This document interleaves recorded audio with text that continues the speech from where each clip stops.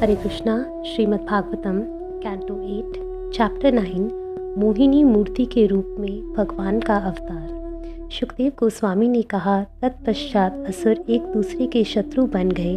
उन्होंने अमृत पात्र को फेंकते और छीनते हुए अपने मैत्री संबंध तोड़ लिए। इसी बीच उन्होंने देखा कि एक अत्यंत सुंदर तरुणी उनकी ओर बढ़ी आ रही है। उस सुंदरी को देखकर असुरों ने कहा, ओह, इसका सौंदर्य कितना आश्चर्यजनक है, इसके शरीर की कांति कितनी अद्भुत है और इसकी तरुणावस्था का सौंदर्य कितना उत्कृष्ट है। इस तरह कहते हुए वे उसका भोग करने की काम वासना से भरे हुए तेजी से उसके पास पहुंच गए और उससे तरह तरह के प्रश्न पूछने लगे। हे अद्भुत सुंदरी बाला, तुम्हारी आंखें इतनी सुंदर हैं कि वे कमल पुष्प की पंखुड़ियों जैसी लगती हैं। तुम आखिर हो कौन? तुम कहाँ से आई हो? यहाँ आने का तुम्हारा प्रयोजन क्या है और तुम किसकी हो? हे अद्वितीय सुंदर जांघों वाली, हमारे मन तुम्हारे दर्शन मात्र से ही विचलित हो रहे हैं। मनुष्यों की कौन कहे, देवता, असुर, सिद्ध, गंधर्व, चारण तथा ब्रह्मांड के विभिन्न निर्देशक अर्थात प्रजापति तक इसके पूर्व तुम्हारा स्पर्श नहीं कर पाए। ऐसा नहीं है कि हम तुम्हें ठीक से पहचान नहीं पा रहे हों। हे सुंदर भौं वाली सुंदरी, निश्चय ही विधाता ने अपनी अहेतुकी कृपा से तुम्हें हम लोगों की इंद्रियों और मन को प्रसन्न करने के लिए भेजा है। क्या यह तथ्य नहीं है? इस समय हम लोग एक ही बात को, अमृत कलश को लेकर परस्पर शत्रुता में मग्न हैं। यद्यपि एक ही कुल में उत्पन्न हुए हैं, फिर भी हम में शत्रुता बढ़ती ही जा रही है। अतएव हे शीर्ण कटी वाली सुप्रतिष्ठित सुंदरी, हमारी आपसे प्रार्थना है कि आप हमारे इस झगड़े को निपटाने की कृपा करें। हम सभी देवता तथा असुर दोनों ही एक ही पिता कश्यप की संतानें हैं और इस तरह से भाई भाई हैं, किंतु मतभेद के कारण हम अपना पराक्रम दिखला रहे हैं। अतएव आपसे हमारी विनती है कि हमारे झगड़े का निपटारा कर दें और इस अमृत को हम में बराबर बांट दें। असुरों द्वारा इस प्रकार प्रार्थना किए जाने पर सुंदरी का रूप धारण किए हुए भगवान हंसने लगे। फिर स्त्री सुलभ मोहक हाव भाव से उनकी ओर देखते हुए एक सुंदरी ने इस प्रकार कहा। मोहिनी रूप भगवान ने असुरों से कहा, हे कश्यप मुनि के पुत्रों, मैं तो एक वैश्या हूँ। तुम लोग किस तरह मुझ पर इतना विश्वास कर रहे हो? विद्वान पुरुष कभी स्त्री पर विश्वास नहीं करते। हे असुरों, जिस प्रकार बंदर, सियार तथा कुत्ते अपने यौन संबंधों में अस्थिर होते हैं और नित्य ही नया नया साथी चाहते हैं, इसी प्रकार जो स्त्रियां स्वच्छंद होती हैं, वे नित्य नया साथी ढूंढती हैं। ऐसी स्त्री की मित्रता कभी स्थायी नहीं होती, यह विद्वानों का अभिमत है। श्री सुखदेव गोस्वामी ने आगे कहा, मोहिनी मूर्ति के परिहासपूर्ण शब्द सुनकर सारे असुर अत्यधिक आश्वस्त हुए। वे गंभीर रूप से हंस पड़े और अंततः उन्होंने वह अमृत घट उसके हाथों में थमा दिया। तत्पश्चात अमृत पात्र को अपने हाथ में लेकर भगवान थोड़ा मुस्काए और फिर आकर्षक शब्दों में बोले। उस मोहिनी मूर्ति ने कहा, मेरे प्रिय असुरों, मैं जो कुछ भी करूं, चाहे वह खरा हो या खोटा, यदि तुम उसे स्वीकार करो तब मैं इस अमृत को तुम लोगों में बांटने का उत्तरदायित्व ले सकती हूँ।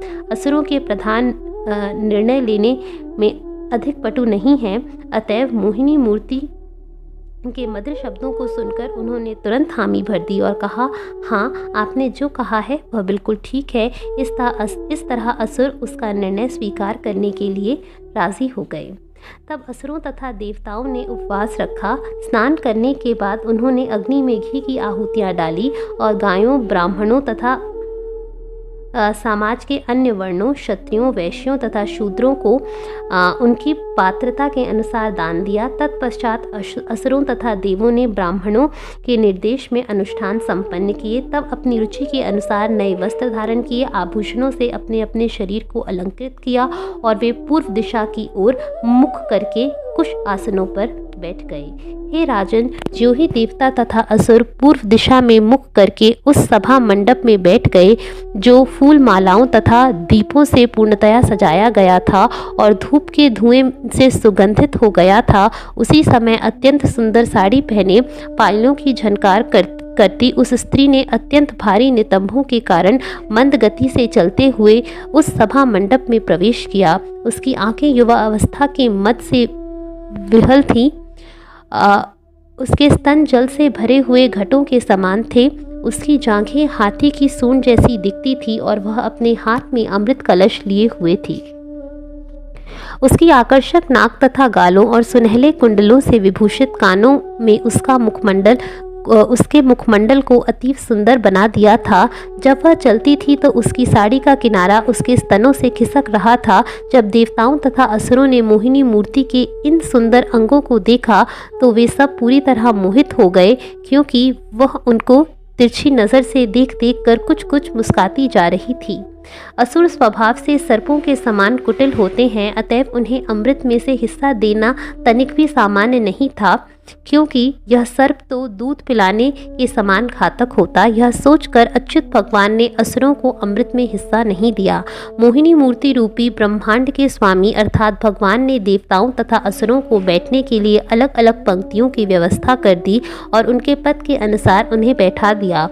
अपने हाथों में अमृत का कलश लिए वह सर्वप्रथम असुरों के निकट आई और उसने अपनी मधुर वाणी से उन्हें संतुष्ट किया और इस तरह उनके अमृत के भाग से उन्हें वंचित कर दिया। तब उसने दूसरी पर बैठे देवताओं को अमृत पिला दिया, जिससे वे अश्वत्था, बुढ़ापा तथा मृत्यु से मुक्त हो सके।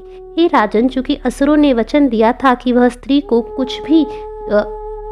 जो कुछ भी करेगी, चाहे न्यायपूर्ण हो या अन्यायपूर्ण, उसे वे स्वीकार करेंगे। अतः अब अपना वचन रखने, अपना संतुलन दिखाने तथा स्त्री से झगड़ा करने से बचने के लिए वे मौन रहे। असुरों को मोहिनी मूर्ति से प्रेम तथा इस प्रकार का विश्वास हो गया था कि उन्हें भय था कि उनके संबंध कहीं डगमगा ना जाएं। अतएव उन्होंने उसके वचनों का आदर सम्मान किया और ऐसा कुछ भी नहीं कहा जिससे उसके साथ उनकी मित्रता में बाधा पड़े।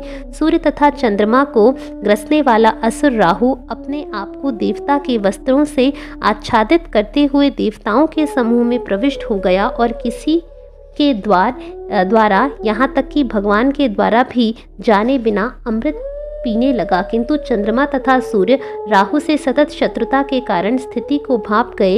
इस तरह राहु पहचान लिया गया। भगवान हरि ने छुरे के समान तेज धार वाले अपने चक्र को चलाकर तुरंत ही राहु का सिर छिन्न कर दिया। जब राहु का सिर उसके शरीर से कट गया तो वह शरीर अमृत का स्पर्श न करने के कारण जीवित न रह पाया, किंतु अमृत का स्पर्श करने के कारण राहु का सिर अमर हो गया। इस प्रकार ब्रह्मा जी ने राहु के सिर को एक ग्रह लोक के रूप में मान लिया। चूंकि राहु सूर्य तथा चंद्रमा का शाश्वत वैरी है, अतः वह पूर्णिमा तथा अमावस्या की रात्रियों में उन पर सदैव आक्रमण करने का प्रयत्न करता है। पूर्ण पुरुषोत्तम भगवान तीनों लोकों के सर्वश्रेष्ठ मित्र तथा शुभचिंतक हैं। इस तरह जब देवताओं ने अमृत पीना प्रायः समाप्त किया, तब भगवान ने समस्त असुरों के समक्ष अपना वास्तविक रूप प्रकट कर दिया। यद्यपि देवताओं तथा असुरों के देश, काल, कारण, उद्देश्य, कर्म तथा अभिलाषा एक जैसे थे, किंतु देवताओं को एक प्रकार का फल मिला और असुरों को दूसरे प्रकार का। चूंकि देवता सदैव भगवान के चरण कमलों की धूलि की शरण में रहते हैं, अतएव वे बड़ी आसानी से अमृत पी सके और उसका फल भी पा सके, किंतु भगवान के चरण कमलों का आश्रय न ग्रहण करने के कारण असुर मानवांछित फल प्राप्त करने में असमर्थ रहे। मानव समाज में मनुष्य की धन संपदा तथा उसके जीवन की सुरक्षा के लिए मनसा वाचकर्मणा विविध कार्य किए जाते हैं, किंतु ये सब कार्य शरीर के लिए तथा या इंद्रिय तृप्ति के लिए ही किए जाते हैं। ये सारे कार्यकलाप भक्ति से पृथक होने के कारण निराशाजनक होते हैं, किंतु जब यही कार्य भगवान को प्रसन्न करने के लिए किए जाते हैं तो उनके लाभकारी फल सब में बांट दिए जाते हैं। जिस तरह वृक्ष की जड़ में पानी डालने से वह समूचे वृक्ष में वितरित हो जाता है। हरे कृष्णा।